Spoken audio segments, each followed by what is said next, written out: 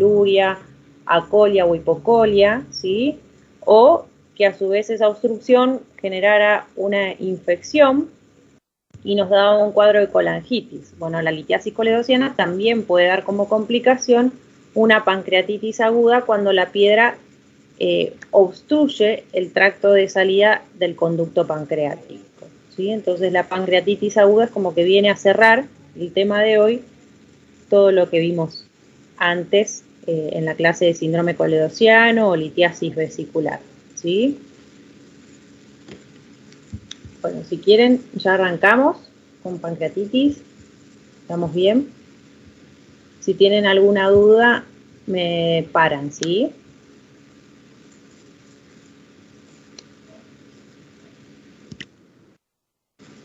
Bien, lo que vamos a ver ahora es pancreatitis crónica, ¿sí? Con el doctor Ayón lo que vimos es pancreatitis aguda, y ¿se acuerdan cuáles eran las principales causas de la pancreatitis aguda? La principal causa es la litiasis biliar en un 60% y después la alcohólica. Perfecto, excelente. Cuando uno habla de pancreatitis crónica, en realidad se está refiriendo a cuadros reiterados de inflamación pancreática, ¿sí? Independientemente cuál sea la causa, que terminan llevando a la glándula a cambiar sus células por fibrosis, por un tejido que no es funcionante, ¿sí? Eso es la pancreatitis crónica. Episodios reiterados de inflamación, ¿sí? ¿No se ve? No, ¿se podría grabar la clase? Ay, sí, perdón. Gracias.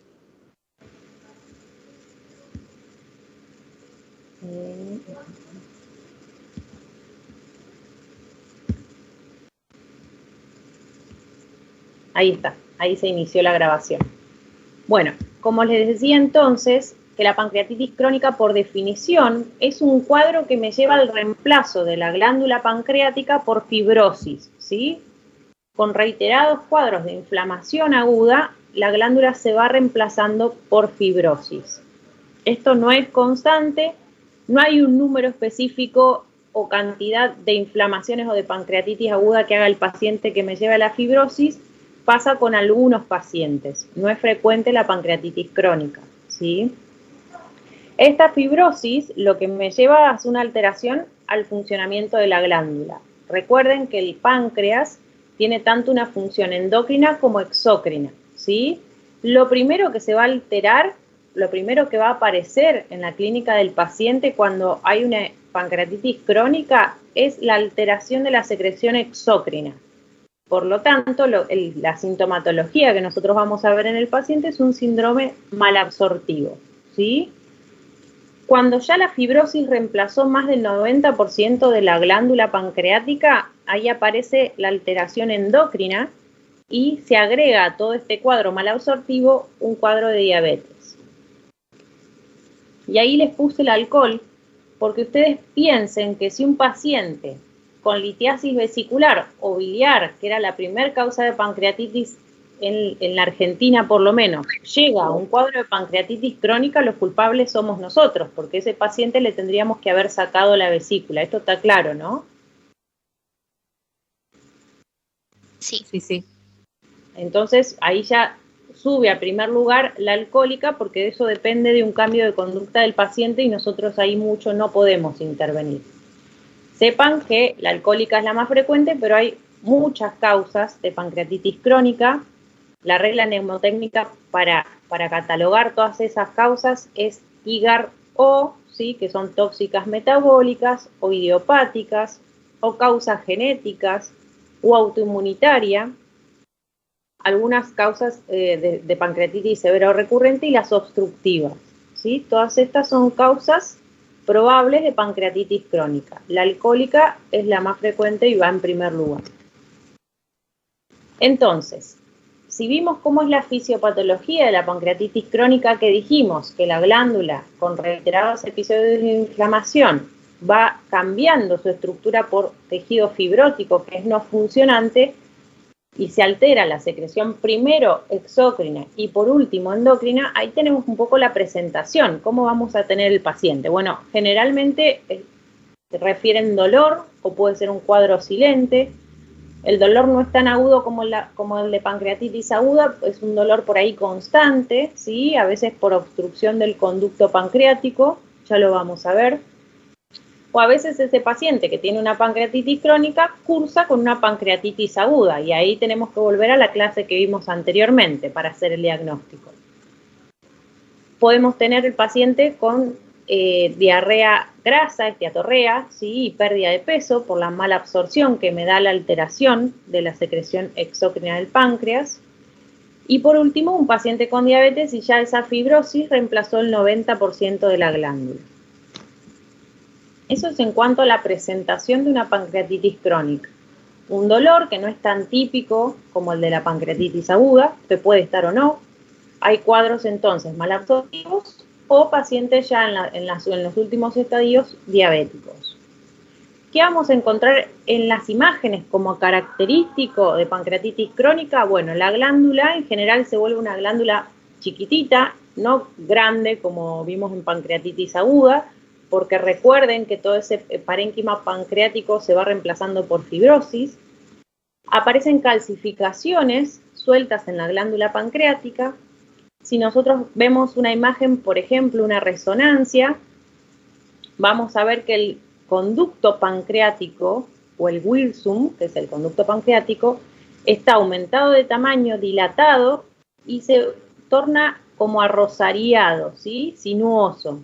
No es un conducto debería medir 3 milímetros o menos y ser un conducto medianamente recto. Acá se vuelve dilatado y tortuoso o arrosariado, ¿sí? Estas son características que me pueden orientar en las imágenes a pensar en una pancreatitis crónica.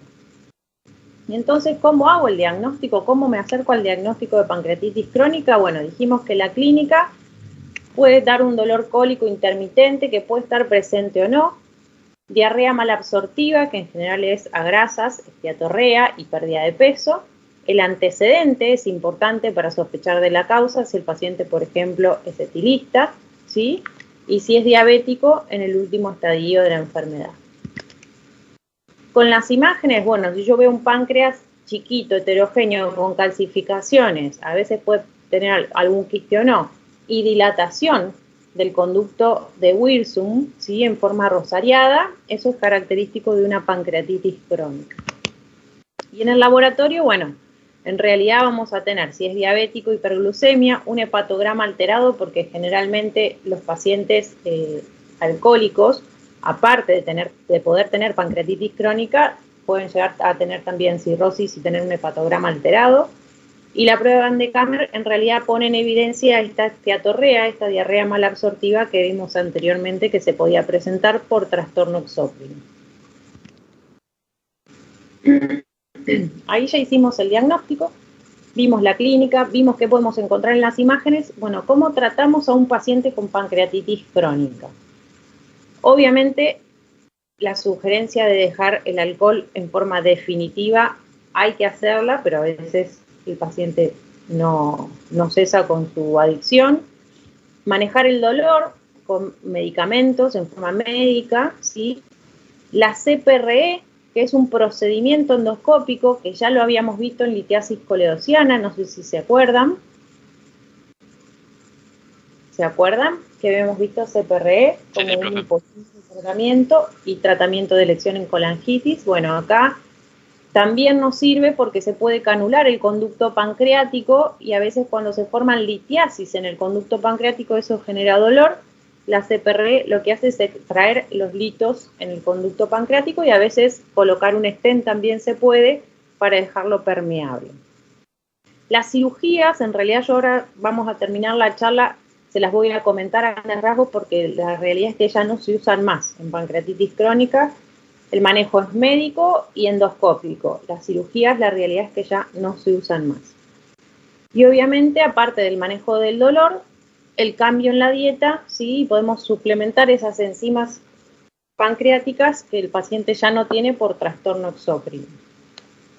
Y obviamente, si es un paciente diabético, también eso es parte del tratamiento de la pancreatitis crónica por sus complicaciones, ¿no?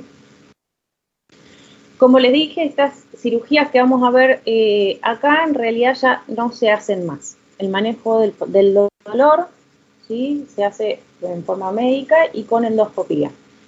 Pero bueno, lo que se hacía antes es cuando ustedes tienen dilatación del wirsum, ¿sí? Esta es la glándula pancreática, este es el wirsum, ¿sí?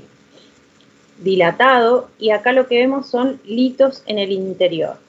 Bueno, estas cirugías lo que hacían es cuando estos pacientes tenían dolor por litiasis y dilatación del wirsum, ¿sí? Por alteración en la secreción pancreática, la cirugía de Puestol lo que hacía es directamente resecar la glándula pancreática que estaba afectada, ¿sí? Donde veíamos la dilatación del wirsum. En este caso lo que hacía es generalmente, como se daba distal, es la esplenopancreatectomía distal. Sacaba esa parte de glándula enferma. Imagínense que esto tiene una morbilidad y no estamos curando al paciente. Solo estamos haciendo esta cirugía para manejo de las complicaciones o del dolor, con lo cual ya no se usan más.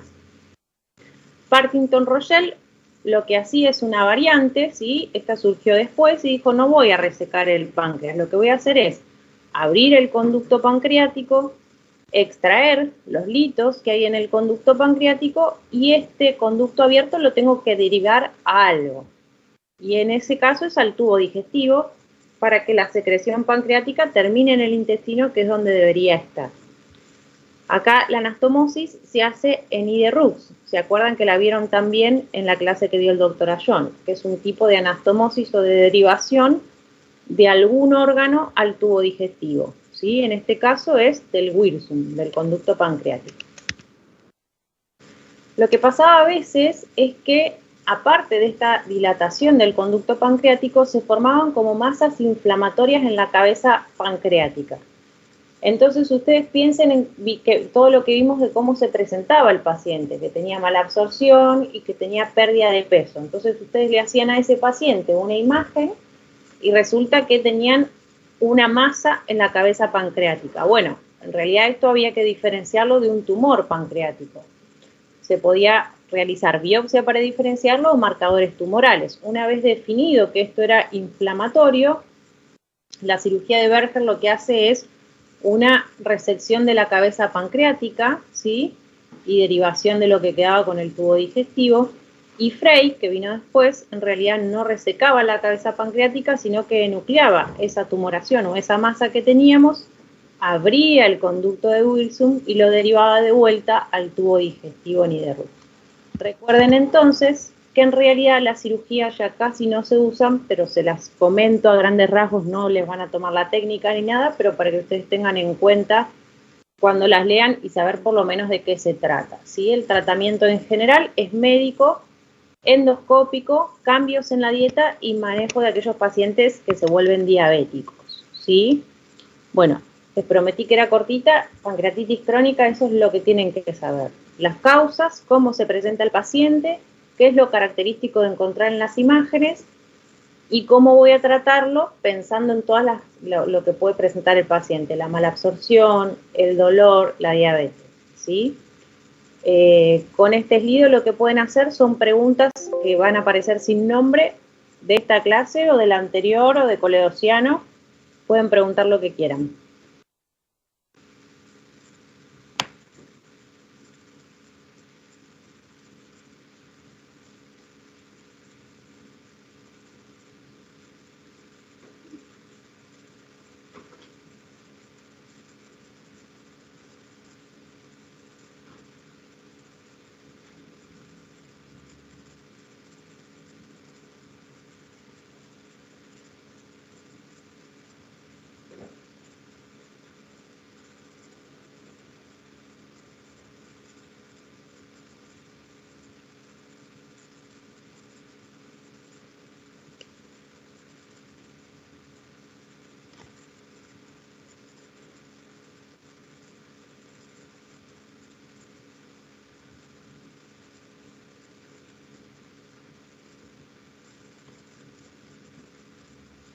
¿Alguien tiene alguna duda? Si no, si les da vergüenza hacerla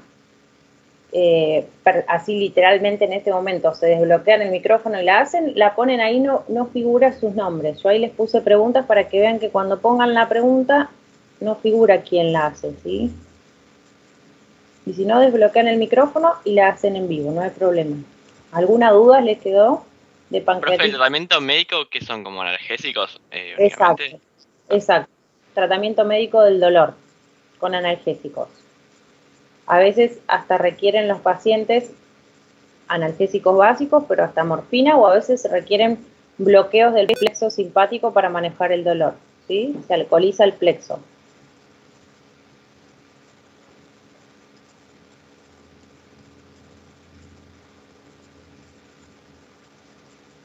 ¿Ninguna otra duda?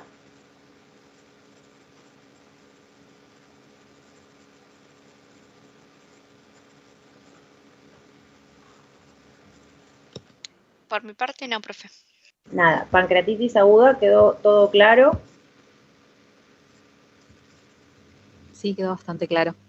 Okay, bueno, yo ahí les dejé mi celular.